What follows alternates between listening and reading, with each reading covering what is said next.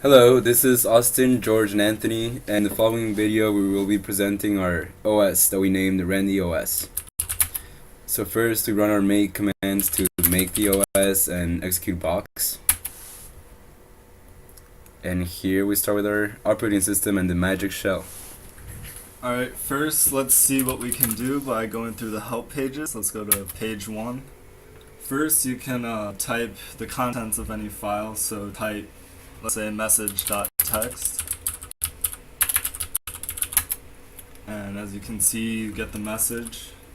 And then you can also create files, so let's create hello, and then set the content of that file to hello world. And then you can also copy the content of that file into a new file, so let's say copy hello into world. And then if you type world, you get the same content. And then let's demonstrate deleting files, so you can delete hello. And as you can see, if you try to type hello, you can't find it anymore. However, if you type world, you can see the content of world as well.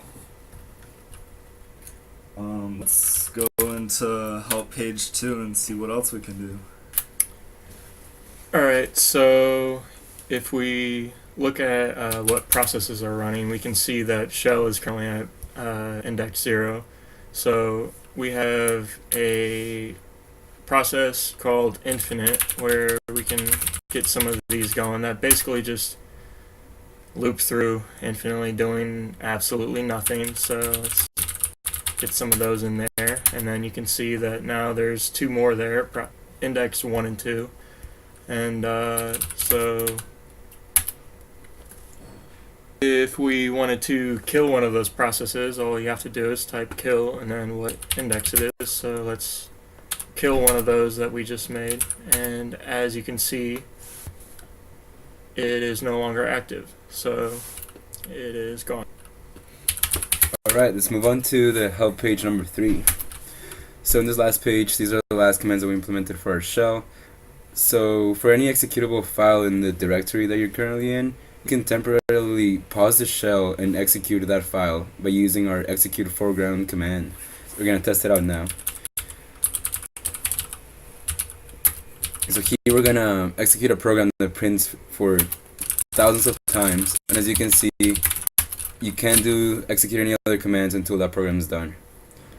And when it ends, our shell should appear again. There you go. So we typed a lot of characters, and they waited until the other program finished, and then the shell went again. Now we're going to show that our dir command, so it shows all the files in the directory. Here we can see all the files that are preloaded into our OS, as well as the ones that were created. And we also have a wait command, in where we can have one process wait for another process. So here we're going to create some infinite programs. We show they're active. And now we decide we can have program 1 wait on program 2, which can be seen right here in the process table. So program 1 is waiting on program 2, and since they're both infinite, they're both just waiting. Now we decide to kill the program. Program 1 should be active and stop waiting, since program 2 is basically finished. Also, our shell will give you a message if you type a command that's not supported. So let's try maybe a remove, yeah. So it's a bad command because our shell does not support this command. Alright, now we're gonna show a little bit of the technical aspect of our operating system. So if we run the ps command again, we can see the process table. Our operating system uses a round-robin algorithm with a scheduler to schedule the next process to execute.